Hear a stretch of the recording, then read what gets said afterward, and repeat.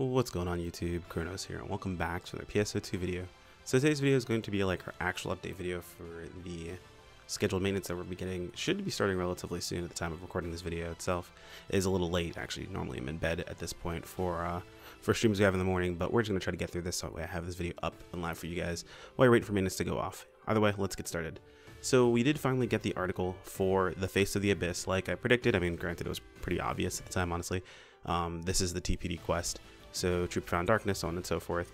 It says the quest is available on Ultra Hard for arcs who have achieved level 85 on both main and sub, so you have to be 85 at least, or just level 85 if you're playing just Sound class. To do this on Ultra Hard, so just keep that in mind. 60 minutes as per usual, and you can't actually go back up to the gateway ship, so you do have to be rezzed if you die. Keep that in mind. They recommend skills like Iron Will if possible, or S4 Steely Determination to allow yourselves to survive. You know, we kind of meme about this, but honestly, when this first came out over on JP, I remember playing this and a lot of people dying, and then also, again, when Lester came out, people played Lester in this quest and a lot of people died. So something to keep in mind as you're moving forward, but super awesome. This is going to be very important to us. It does show off some featured rewards. The Dark Weaver Agile is what they're calling it, or the Dark Weave Agile is what they're calling the weapon itself. There's a bunch of other weapons that are available for drops and featured rewards. Shows all the units. Hopefully those actually drop pretty easily. I'm hoping they do. We'll have to see how that works out. I might be able to save myself some money on my modules, but again, it's RNG, so there's no guarantee that you're gonna get these to drop. They dropped very sparsely over on JP. So now let's see. So these weapons will have the following potentials, and tell us about the potentials themselves. We've already gone over these potentials beforehand. I mean I've gone over them in videos. You guys can always check those out. Pretty dope. We have the Nike weapons, or I mean not patent pending, but we want to make sure, you know, Nike coming after us. But either way, super awesome, super cool. It also has powerful new augments, Origin Glare. So this is the final piece of what we need to make our super awesome units, but we're gonna still wait. I'm gonna explain why in just a few minutes. But Origin Glare is here. Origin Glare was the last piece of the puzzle that was needed to make what was it, Photoner Glare, which is used to make Absolute Glare, which is used to make Guardian Soul. So that was the final piece of the puzzle that was necessary to do all that, but just stack those up for now, and we'll talk about why. Then it just talks about completing title. So this one's weird here. Upon completion of this reward, or upon completion, this quest will reward operatives with the title Discerner of the Primordial Darkness and a title reward for 10 Darkstone Demioses. I'm not sure why they specified that there, but I mean, hey, yeah, whatever. We'll have to see if they do anything different, but super cool, super awesome. Let's jump into the next portion of this. So March campaigns. Now I'm going to put a huge disclaimer on these. These campaigns are not all coming out right when things go live. It's going to be a bit different. So I'm going to give the dates of these campaigns as we read through them. So to first start out, we have the Casino Coin Pass distribution. This one goes live as soon as maintenance is over, March 17th, so we're good to go there. It's just 2 Casino Coin Passes per day for a maximum of 12, and 5 Casino Coin Passes after 3 days.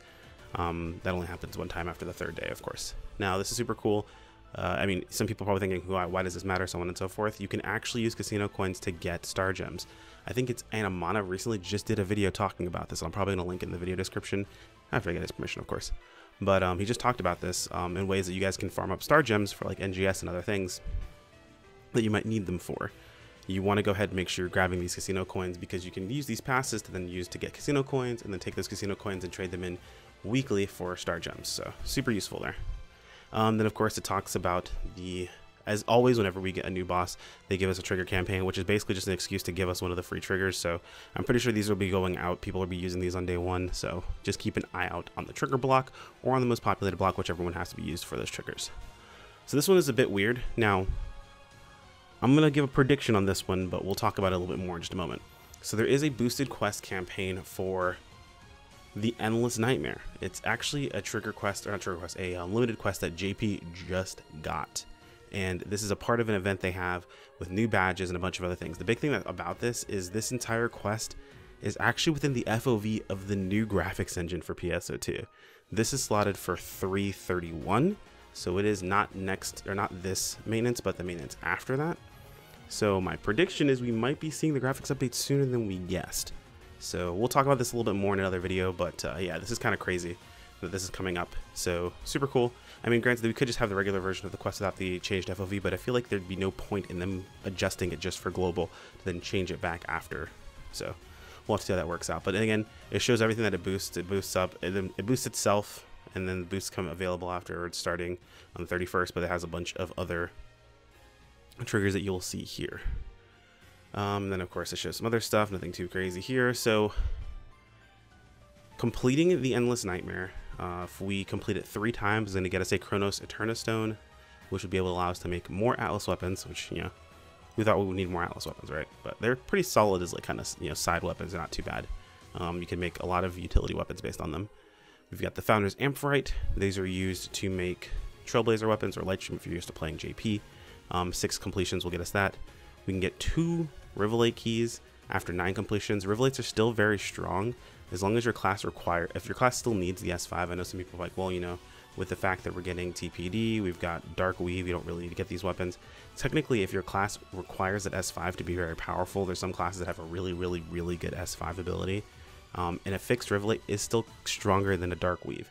Now, granted, not than a Crass or a Claws, whatever they want to call it, but it is still stronger than the Dark Weave if that's not properly affixed or requires that S5. So something to keep in mind if you care that much about damage. But yes, Dark Weave will be very easy to get a hold of.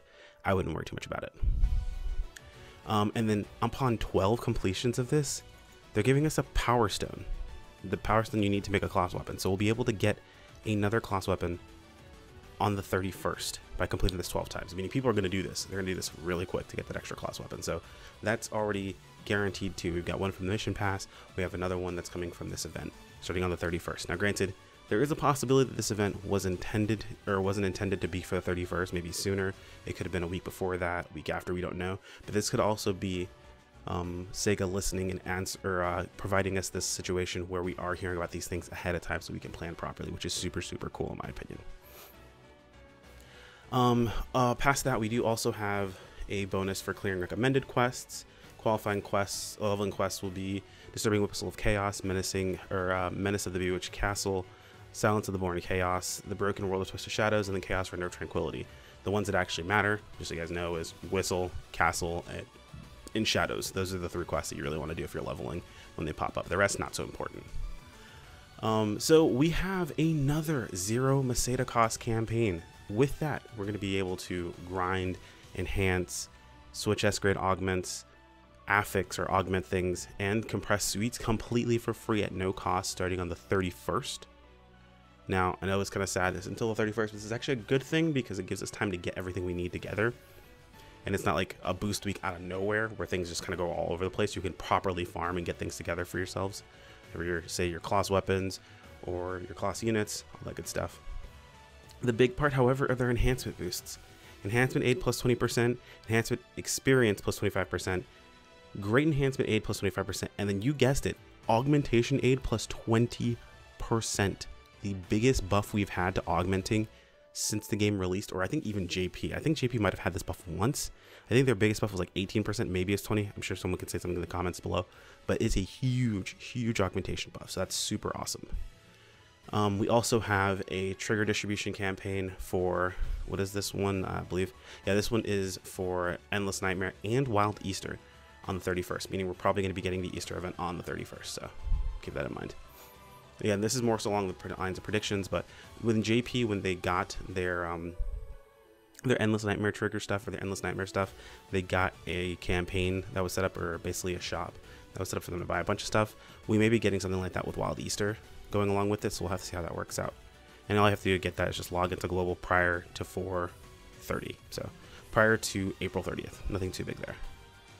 Last but not least is our PSO2 Global Anniversary event. Yeah, it's almost been a year since this has all started. Actually, it's been over a year if you were playing on the Xbox, so kind of crazy that this has come up.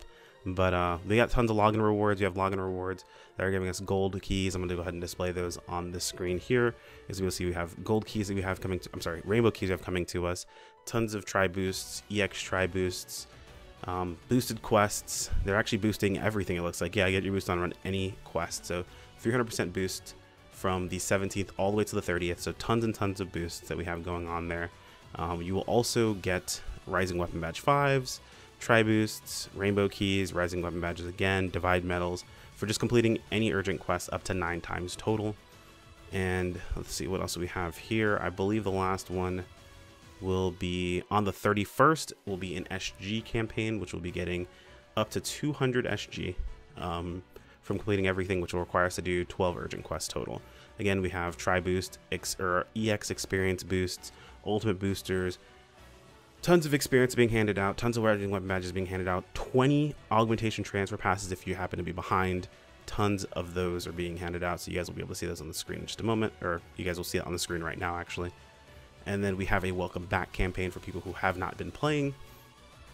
Let's see, so if you haven't visited the ARC's fleet since February 17th, and the members of their alliances will be getting a gift bag. Ho ho ho. So things like more bonus key gold, or more bonus key rainbows, a Rappy suit, Judge of History looks like to be a camo, as well as the, oh, that gun camo looks absolutely amazing. So tons of stuff that we'll be getting here available to everyone. So super cool thing. I'm not sure if this will be sellable or not, so we'll have to see once it comes out. And then after all of that, there's going to be another campaign. So special presents you receive after completing campaign recommended quests. What if we told you that starting on March 17th, after completing 7 of these quests and obtaining 7 of these special presents, you will receive a free SG Scratch ticket slip.